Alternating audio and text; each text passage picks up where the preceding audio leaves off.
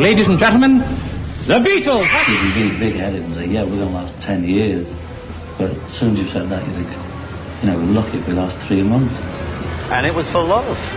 It was for love and bloody peace again, It was a fabulous time. I'll play, whatever you want me to play. Or I won't play at all if you don't want me to play. He was actually in the headphones while I was singing. Now, it's been a long time since I've actually done that, The Beatles. The Beatles. The Beatles. This is The Beatles Show with Casey Petrowski. Talk to me. Talk to me. Darling, I love you so.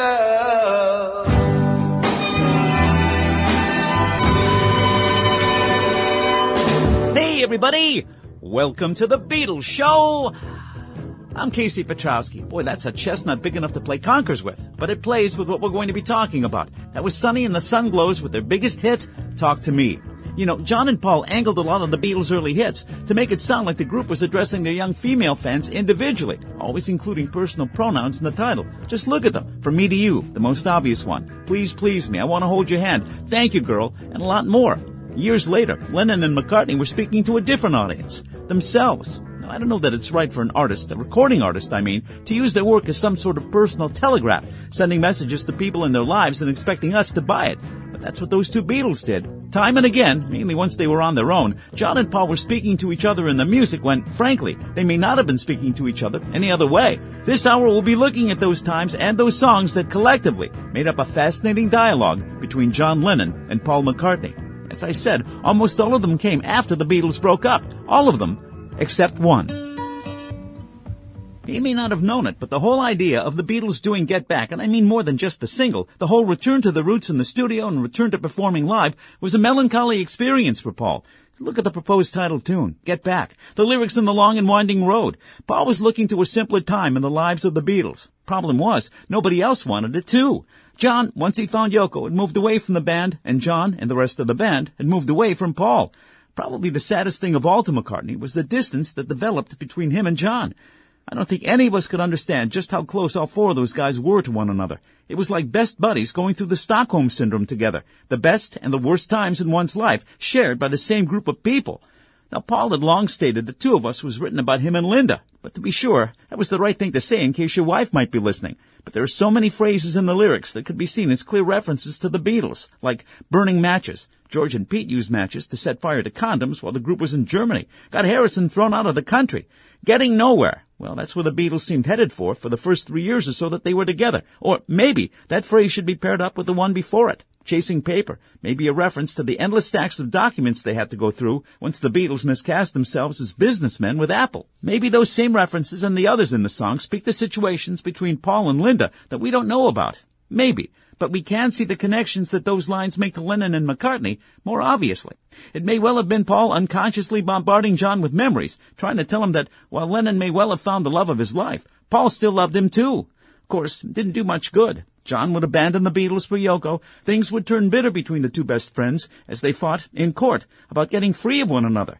The private arguments went public, and worse than that, they were preserved for all time, first on vinyl, then tape, CD, and eventually could be streamed any time anyone wanted to listen in. And we'll listen in to some of them ourselves when we come back as we bring you more of The Beatles Show. I'm Casey Petrowski.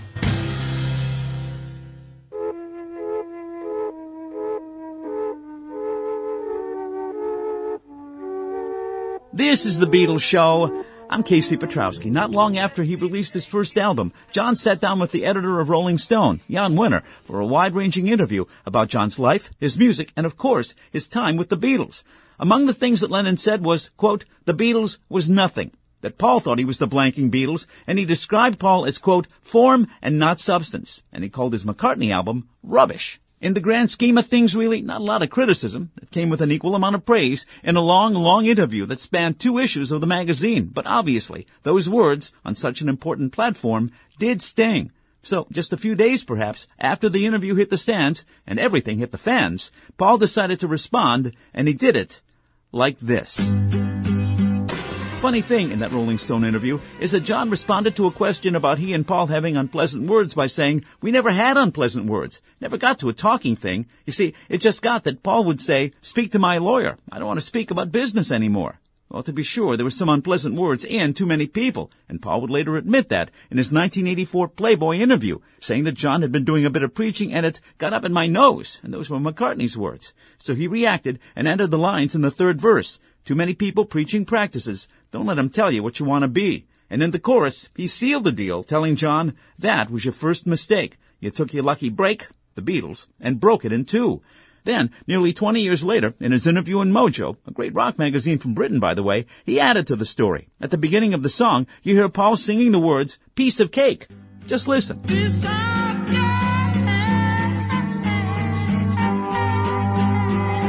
Only that was not what Paul was singing. I gotta be careful how I say this, and I hate using this expression, but it is so common today.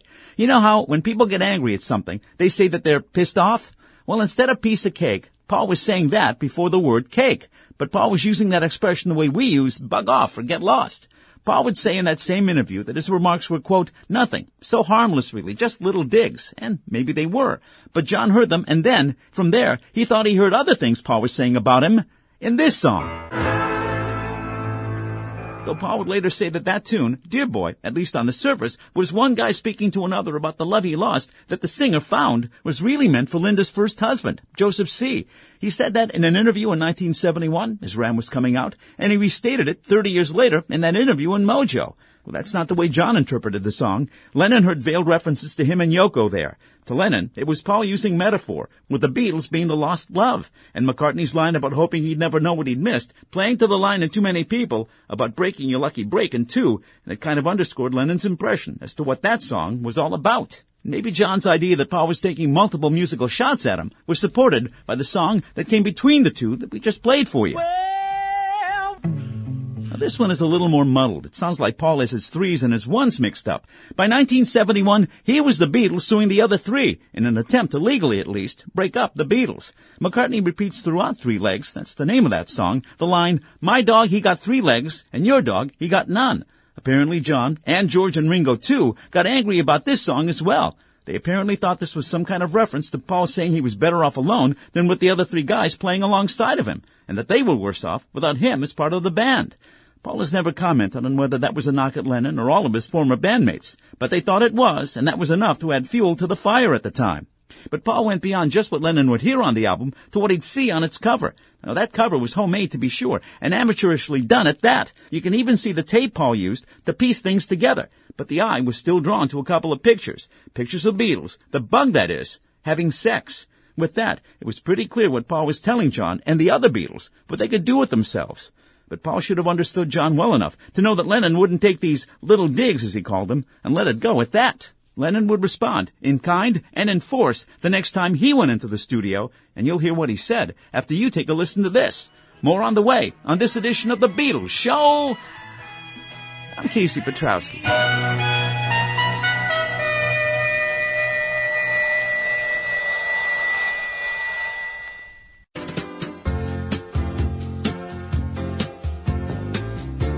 This is The Beatles Show. I'm Casey Petrowski.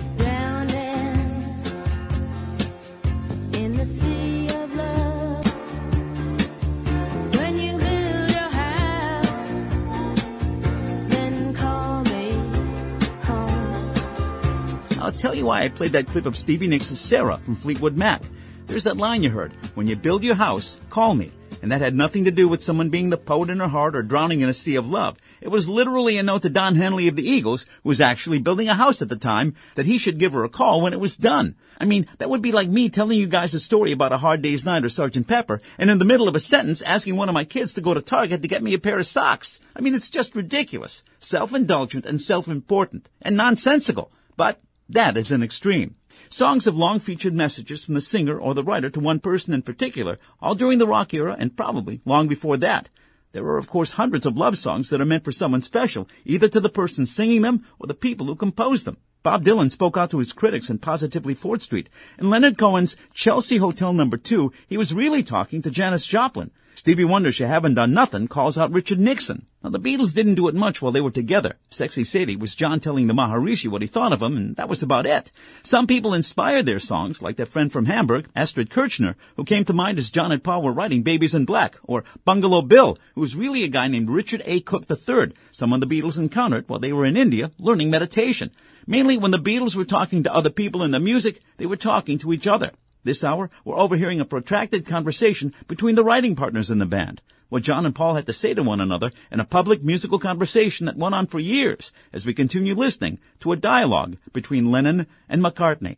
Now, my guess is that John Lennon would be a wonderful friend, but a terrible enemy. If you crossed him, he wouldn't forgive, and he wouldn't forget, and he would try to square scores. So when Paul came after him, visually and verbally on Ram, John chose to answer back several times on his next album, Imagine. And this was his first response.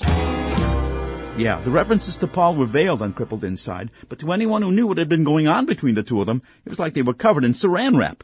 By this time, we knew the history. Paul was the guy most amenable when Brian Epstein wanted the band to clean up their act. He was the one who was always well-dressed, always managed to smile, was pleasant to everyone, fans and the press alike. Of course, that didn't exactly fit in with the counterculture that John was so proudly a charter member of. So, in Crippled Inside, Lennon took McCartney to task for who he was, or in Lennon's mind, whom he pretended to be.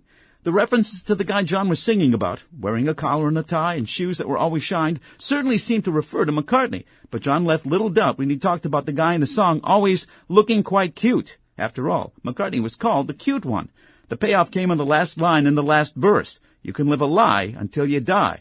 And it was all tied together by the one-line chorus. One thing you can't hide is when you're crippled inside. Ironic, because it was John who just spent 5 months in therapy with Dr. Arthur Janoff. But Lennon wouldn't leave it there. He picked things back up at the beginning of side 2. With Gimme Some Truth, John throws away the veil and gets in some good old-fashioned name-calling, saying that he'd had enough of uptight, short-sighted, narrow-minded hypocritics and tight-lipped, condescending, mama's little chauvinists and, to take it further, schizophrenic, egocentric, paranoid prima donnas. Basically, a list of names that Lennon, since the breakup of the Beatles, had already applied to Paul. The irony here is that Gimme Some Truth had been around since before the demise of the band. The Beatles, in fact, worked on it during the Get Back sessions, and there is tape that's been bootlegged with Paul actually singing the song. The lyrics weren't done at that point, and maybe it was McCartney's releasing Ram that gave John the inspiration he needed to actually finish them. Of course, the ultimate twist is that, with the song going back to early 1969, if not before, it was probably published with both John and Paul's names listed as songwriters. So McCartney may have been credited at one point with co-writing a screed directed at him. Anyway, as an argument, or the responses in an argument, get louder and louder as things go on, so Lennon's answering McCartney got more intense as his Imagine album went on, building to this. No doubt here, the gloves came off, and there couldn't have been anyone that John was singing about here other than his former best friend. Sad. Lennon assails McCartney's talents as a songwriter, saying that Another Day was musical mediocrity, and Yesterday was the only thing of value that he'd ever written. And John implies that Paul had died creatively, calling his work Muzak. Again, he calls Paul a pretty face, who'll soon enough be revealed to be nothing more than that. Of course, John was wrong on all those counts. And the idea that Lennon would accuse McCartney of jumping when his wife told him to do so looks patently ridiculous when you think of some of the stunts that Yoko did that John was a party to. So often, and we see it in politics all the time currently, the way you gain control of an argument is to accuse the other side of something that you're guilty of. Maybe that was the tactic that John was employing here. If so, it didn't work. The pain caused by his parents that John sang about in Plastigono Band was legitimate, tragically so. But what we heard on Imagine in those 3 songs merely plays as petty bitterness, and hypocritical, seeing that it appears on an album where Lennon sings about imagining a world without anger, hate, or war. Looking back, maybe McCartney, and Lennon too if he were still with us, might have wished that, in response to Ram, John just record a new version of No Reply. I think I've mentioned this before here. If not, then I've certainly said it to my friends. The saddest thing about the Beatles' breakup was that it was so antithetical to everything the Beatles had preached for the previous nearly 10 years, and so much of that negativity was done in public. The end of the 60s and the beginning of the 70s brought great turmoil to the landscape of rock music. Virtually every great band either broke up or went through some kind of personnel change. The Stones, the Byrds, the Mamas and the Papas, the Rascals, Simon and Garfunkel, the Spoonful, Cream, and on. Important bands disappeared or important members went elsewhere. But none of that happened on a stage as public as the one the Beatles threw themselves on when they decided to stop playing together. It's almost like John, Paul, George, and Ringo worked to promote their breakup as hard as they did to promote their arrival in America or the release of Sgt. Pepper. But How Do You Sleep wasn't the end of the musical conversation between Lennon and McCartney. Paul would respond to that, and that's coming after you hear this. More for you on The Beatles Show. I'm Casey Petrowski.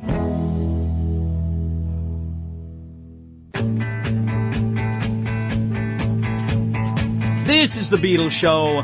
I'm Casey Petrowski. Reportedly, after Crippled Inside, Give Me Some Truth, and How Do You Sleep, Paul got John on the phone and tried to reason with him that the public feud had to stop. They could continue to disagree, even fight bitterly with one another, but that had to be done in private, not in separate recording studios. Somehow, John listened to him and his better angels, and his attacks on Paul would stop. And McCartney punctuated that phone call by releasing this. Dear friend.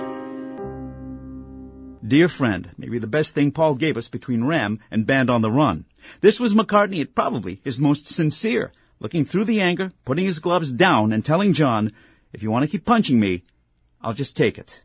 The irony here is that Dear Friend was recorded during the sessions for Ram, meaning that McCartney could have included it on that album along with Too Many People, or maybe instead of it. And you have to wonder what Lennon's response to it would have been on Imagine, and how that would have changed the whole discourse between the two of them to that point, and how it might have affected the state of the Beatles then, too. But the damage was done, and you probably experienced it. Once you have a serious falling out with someone you love, even after you forgive one another, it is never quite the same. And so, apparently it was with John and Paul, because McCartney had one more thing to say to Lennon, and unfortunately, he didn't say it until John was no longer around to hear it.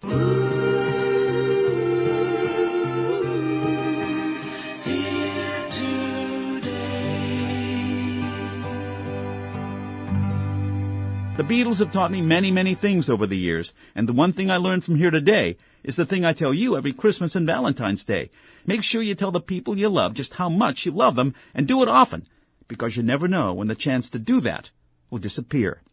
So that's how John and Paul communicated to each other with the world as an audience as they did it, unintentionally giving us one more facet to that gem of a story that we call the Beatles.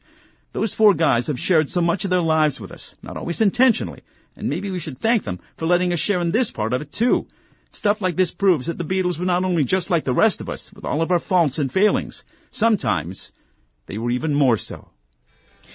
That's it for this edition of The Beatles Show. Our web mistress is Lizanne Donahue, and we want to thank her and Shane Ray, the executive director from the FM voice of Hendricks County, 98.9 WYRZ in Brownsburg, Indiana, for the continuing conversation they have with those of you who follow us on Twitter and are a part of our show's page on Facebook, letting you know what's happening with us here at The Beatles Show. And there's more to be seen, too, if you head on over to our website, thebeatlesshow.net. And if something's happening with you, you can let us know about it by sending us an email to thebeatlesshow@thebeatlesshow.net.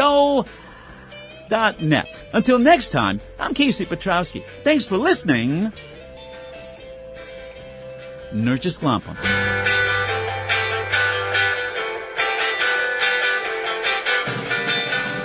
The Beatles Show is written and produced by Casey Petrowski and is recorded in the studios of WPMD Cerritos College, Norwalk, California, where people make a difference.